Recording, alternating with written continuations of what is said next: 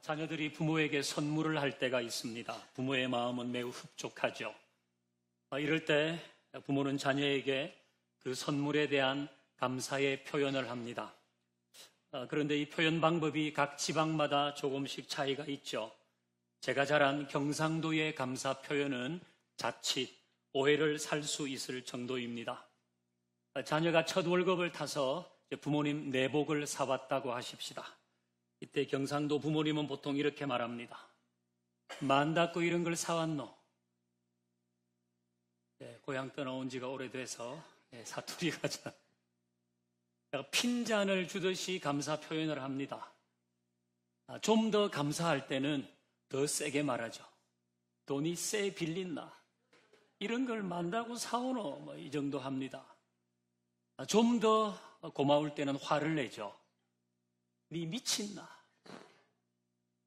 다 있다 이런 거 왜 사왔노? 이제 이렇게 역정을 냅니다. 하지만 부모님들의 본심은 정말 고맙다.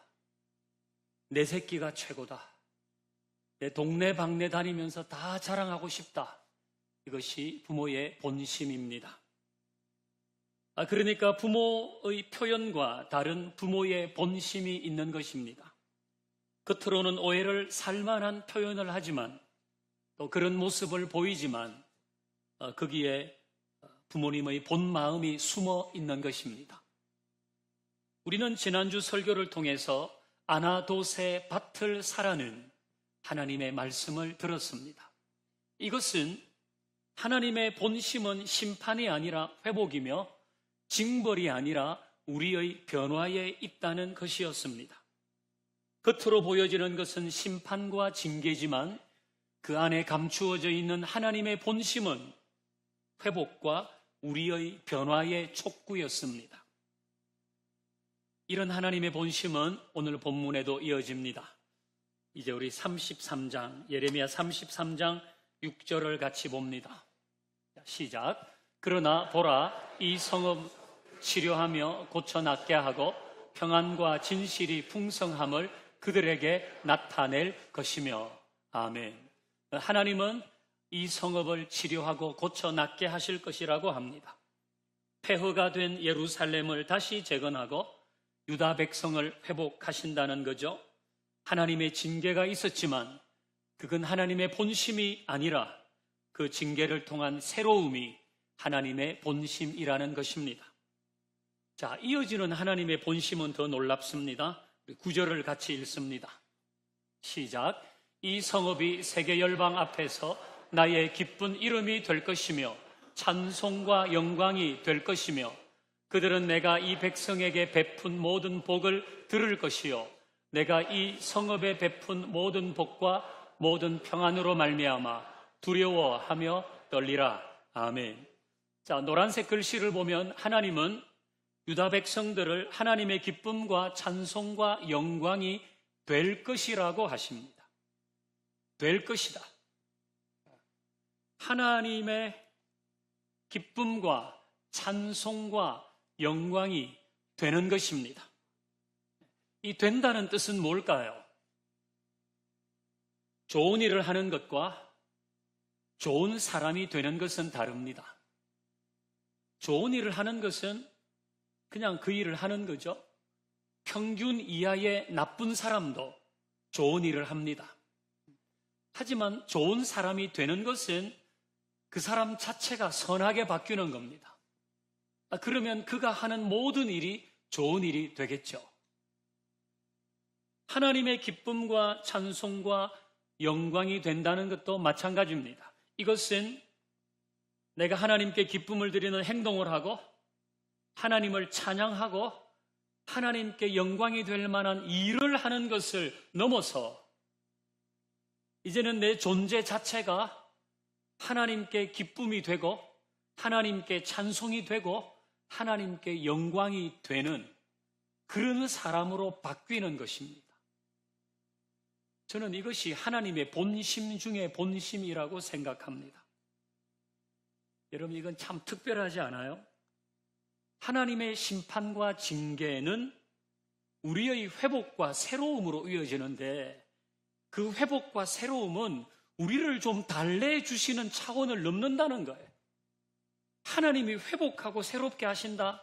그러면 심판과 징계 가운데 있었던 우리를 좀 달래주는 정도? 그게 아니라 그 하나님의 회복과 새로움은 우리를 하나님의 기쁨과 찬송과 영광이 되는 존재로 바꾸어 가는 것입니다.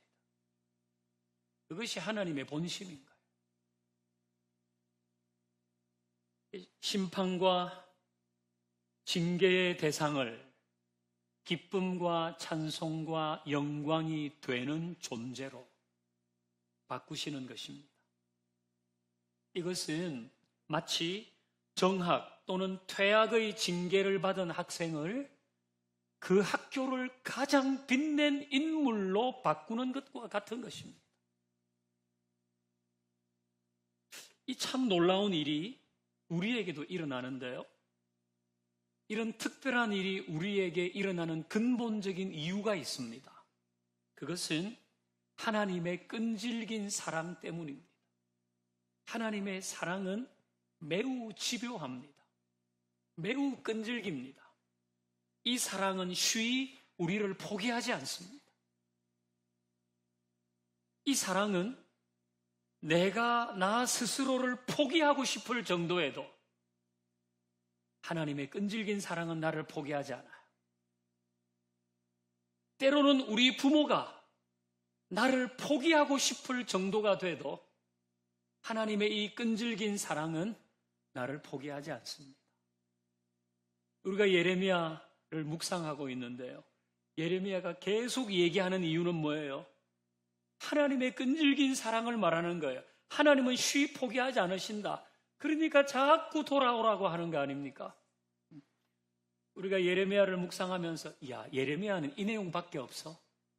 계속 하나님께 돌아오라고 하고 그렇지 않으면 심판이 있을 거라고 이걸 넘어서라고 그러면 회복이 있을 거라고 아니 예레미야에는 이 내용밖에 없어. 우리가 그렇게 느껴지는 것은 하나님의 이 사랑이 쉬이 포기하는 사랑이 아니기 때문입니다. 그래서 계속 기회를 주십니다. 다시 해보라고. 다시 일어나라고. 다시 예배하라고. 다시 사명의 자리로 오라고. 다시 가정을 세우고 다시 관계를 회복하고 다시 해보라고. 하나님은 계속 기회를 주십니다. 이것이 하나님의 끈질긴 사랑입니다. 이 사랑은 계속 나를 따라옵니다. 그리고 결국 이 사랑이 나를 바꾸어 갑니다. 나를 하나님의 기쁨과 찬송과 영광이 되는 존재로 바꿉니다. 여러분, 사람들은 누구나 자격지심을 느끼거든요. 자신에게 실망하는 겁니다. 변하지 않는 자기를 봅니다. 이중적인 자기의 모습을 봅니다. 내가 이것밖에 안 되나? 내 교회 나가는 사람이 이것밖에 못해? 이러고도 내가 목사야? 이러고도 내가 직분자라고 할 수 있나? 자격지심을 느낍니다. 모두에게 있습니다. 목사인 저에게도 여기 계신 장로님도 권사님도 집사님들에게 다 있습니다. 물론 없는 사람도 있겠죠. 제가 단정적으로 말하는 건 옳지는 않은 것 같아요. 이건 여러분 혼자만 겪는 게 아닙니다. 사도 바울에게도 있었습니다. 사도 바울은 이런 자격지심 때문에 몸부림친 사람 아닙니까? 로마서 7장 24절 같이 읽어봅니다. 시작. 오호라 나는 곤고한 사람이로다. 아멘. 오호라 나는 곤고한 사람이로다. 이 사망의 몸에서 누가 나를 건져내랴. 이 사망의 몸이라고 하는 표현은 이 로마 시대의 사형 방법 중에 죽은 시체와 산 사람을 묶어두는 거예요. 그러면 결국 이 산 사람이 요즘 얘기하면 바이러스 같은 데 감염돼서 서서히 죽어가는 거예요. 그 바울은 지금 자기의 처지가 그 정도라는 거예요. 내가 비참하기가 이럴 데 없다. 내 처지가. 지금 그렇게 말하는 것입니다. 바울은 왜 이렇게 깊은 한숨 가운데 단식하며 자신의 인생을 비참하다고 합니까? 사업에 실패했습니까? 사랑에 실패했습니까? 그 이유가 23절에 있습니다. 23절 같이 읽어봅니다. 시작. 내 지체 속에서 한 다른 법이 내 마음의 법과 싸워 내 지체 속에 있는 죄의 법으로 나를 사로잡는 것을 보는도다. 아멘. 바울이 지금 자기에 대해서 오호라 나는 곤고한 사람이로다 이렇게 하는 이유는 내 안에 한 다른 법이 있고 그리고 또 하나의 법이 싸우고 있다는 거예요. 이게 싸운다는 거예요. 이 하나의 법은 하나님을 따라가고 말씀대로 살려고 하는 욕구입니다. 그러나 또 하나의 욕구는 죄를 따라가는 거예요. 내 본성을 따라가는 거예요. 이것이 자기 안에서 싸운다는 겁니다. 그래서 자기는 죽겠다는 거예요. 질 때마다 자격지심을 느낍니다. 늘 이기지 않잖아요. 이길 때도 있지만은 자기의 본성을 따라서 죄를 따라서 그 유혹의 목소리를 따라서 가요. 그럴 때마다 자격지심을 느낍니다. 야, 내가 이러고도 사도야. 그래서 자기는 비참하다고 말합니다.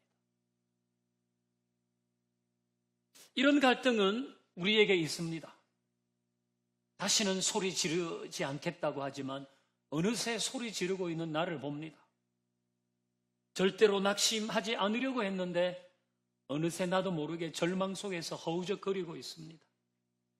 주님만 사랑하겠다고 했는데 어느새 세상을 향해 두 팔을 벌리고 있는 나를 봅니다. 어느 날은 하나님만 계시면 된다고 확신에 차서 찬양했는데 어느새 돈에 울고 있는 나를 봅니다. 이게 우리 모습입니다. 그럴 때마다 우리는 자격지심을 느낍니다. 자격지심을 느낄 때 여기에 있는 팩트는 두 개입니다. 하나는 내가 연약하다는 겁니다. 우리는 연약하니까 실패하는 겁니다. 두 번째 팩트는 내 영이 죽지 않았다는 겁니다. 영이 죽은 사람은 자격지심 없습니다. 무슨 자격지심이 있습니까? 영이 죽었는데. 그러니까 우리가 자격지심을 느낀다는 것은 내가 연약하다는 것입니다. 그럼에도 불구하고 내 영은 죽지 않았어요.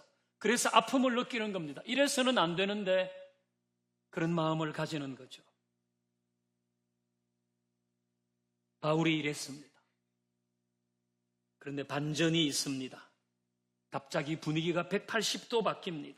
땅이 꺼지라고 탄식하던 바울이 갑자기 예수님을 찬양하면서 하나님께 감사한다고 합니다. 우리 25절을 같이 읽어봅니다. 25절 시작. 우리 주 예수 그리스도로 말미암아 하나님께 감사하리로다. 그런즉 내 자신이 마음으로는 하나님의 법을 육신으로는 죄의 법을 섬기노라. 아멘. 자, 바울은 로마서 7장 23절, 24절, 25절 이 세 구절을 통해서 자신의 연약함을 통해서 탄식하고 자격지심을 느끼는 것에 대해서 스스로 비참하게 생각하는 그 모습을 우리에게 보여주면서 어느 순간에 갑자기 내가 하나님께 감사한다는 고백을 합니다. 여기에는 어떤 사건이 있는 것도 아니고 접속사가 있는 것도 아닙니다. 바울은 갑자기 그렇게 합니다. 바울이 갑자기 이렇게 하는 이유는 뭡니까? 거기에는 예수 그리스도가 있다는 거예요.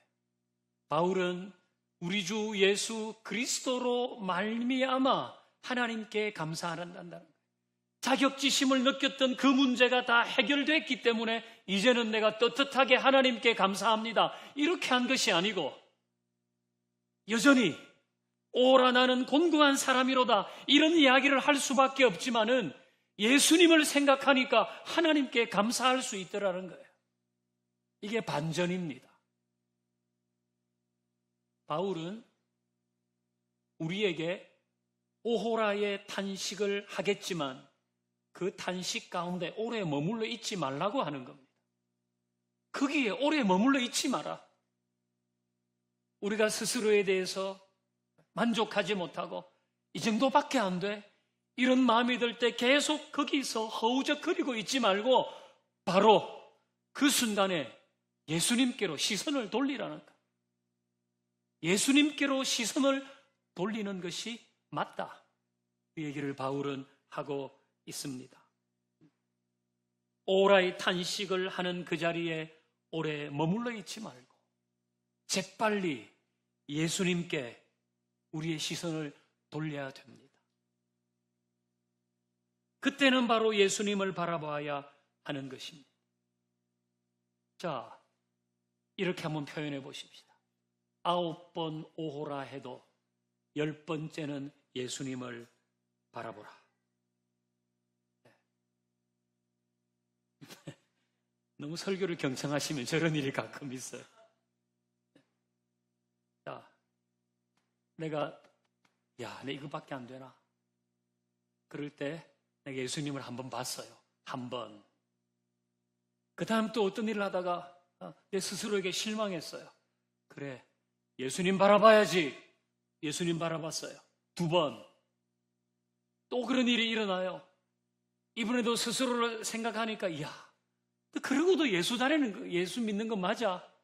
그렇지만 다시 용기를 내서 예수님 바라봤어요. 3번, 그리고 4번, 5번, 6번, 7번, 8번, 9번. 그 일을 반복해도 10번째 또 해야 된다는 거예요. 10번뿐 아니라 99번 그렇게 해도 100번째는 또 예수님을 바라봐야 돼요. 999번하고 1000번째 또 예수님 바라봐야 돼요. 이것이 자격지심이 생길 때마다 우리가 취해야 할 태도입니다. 이것이 심판과 징계의 대상인 나를 끈질긴 사랑으로 대하시는 하나님 앞에서 내가 가져야 할 자세인 것입니다. 이전에 부목사 시절에 제 동료 목사님 한 분이 경상도 출신인데요. 사모님은 서울 토백이에요. 첫 아들을 낳았거든요. 시골로 이제 애 낳아서 처음으로 갔어요. 근데 그 시어른이 아이고 못났네. 못나도 이래 못났나. 이거 무슨 뜻이에요? 아이고 예뻐라. 예뻐도 이렇게 예쁠 수가 있나. 그 뜻이에요. 근데 사모님은 그 얘기를 듣고 울었대요. 어떻게 첫 애를 낳아서 갔는데 아무리 못나도 그 면전에 대고 못났다고 얘기를 할 수 있냐 이거예요. 그 목사님이 그게 아니고 이건 예쁘다라고 하는 뜻이라고 아무리 설명을 해도 사모님은 이해할 수가 없었습니다. 경우에 따라서는 본심을 알기 어려운 겁니다. 마찬가지로 우리도 하나님의 본심을 오해하고 그것에 대해서 섭섭할 때가 있습니다. 하나님의 심판만 보입니다. 하나님의 징계만 보입니다. 자격 없는 나만 보입니다. 그래서 하나님의 본심을 받아들이지 않습니다. 그런데 여러분, 하나님의 본심은 그 어떤 경우에도 우리를 기만하지 않습니다. 사람은 이 경험해 보면 알잖아요. 여기도 그걸 아는 분들이 계십니다. 경험해 봤기 때문에. 우리가 잘 모를 때는 먼저 그 일을 겪어본 사람들의 이야기를 듣는 것도 좋은 방법입니다. 여기에는 하나님의 본심이 뭔지를 아는 사람들이 있거든요. 하나님의 본심은 우리를 속이지 않아요. 하나님의 본심은 신뢰할 만합니다. 그러니 안심하고 그 하나님의 본심을 받아들이십시다. 하나님의 본심은 우리를 하나님의 기쁨과 찬송과 영광이 되게 하는 것입니다. 심판과 징계의 대상을 하나님의 영광과 찬송과 기쁨이 되는 존재로 바꾸려고 하시는 것입니다.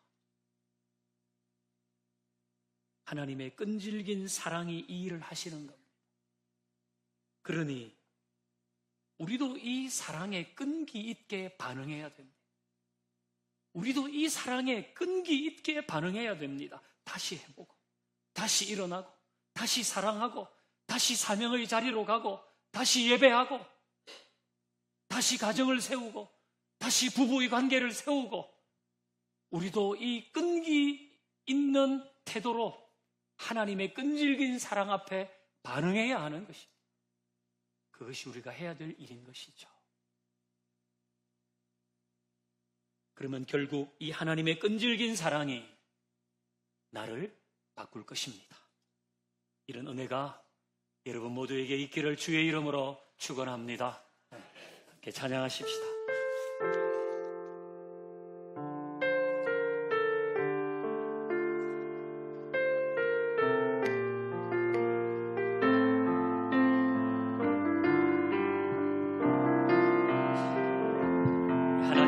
사랑을 찬양합니다. 아버지 사랑 내가 노래해, 아버지 은혜 내가 노래해, 그 사랑 변함없으시 거짓없으시 성실하신 그 사랑 상한 때 꺾지 않으시고 꺼져가는 등불 끄지 않는 그 사랑 변함없으신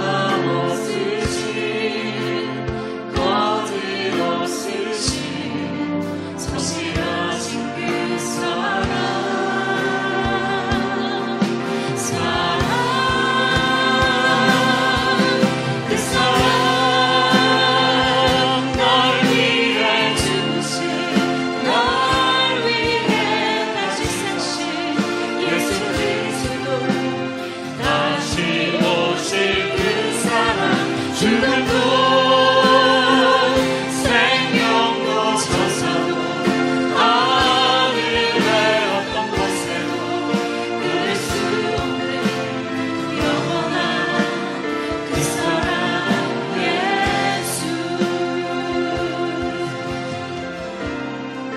아버지 사랑 내가 노래해, 아버지 사랑 내가 노래해, 아버지 은혜 내가 노래해, 그 사랑 변함없으신 거짓없으신 성실하신 그 사랑 상한 갈대 꺾지 않으시고 상한 갈대 꺾지 않으시고 내 삶이 꺼져가는 등불 같아도 할지라도 꺼져가는 등불 끄지 않는 하나님의 끈질긴 사랑이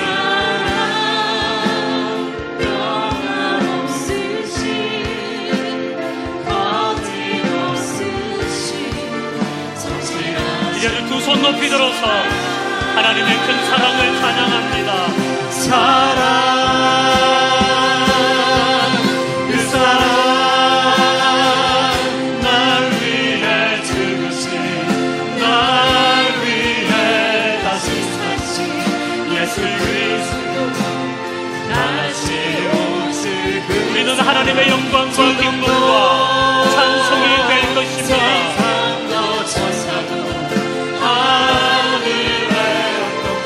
우리도 끈기 있게 이 사랑에 반응하십시다. 그 사랑의 사랑, 그 놀라운 사랑, 그 사랑 날 위해 죽으신, 날 위해 다시 사신 이 사랑을 신뢰하십시오.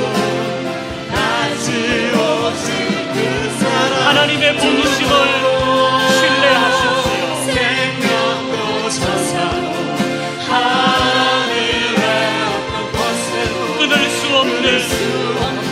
사랑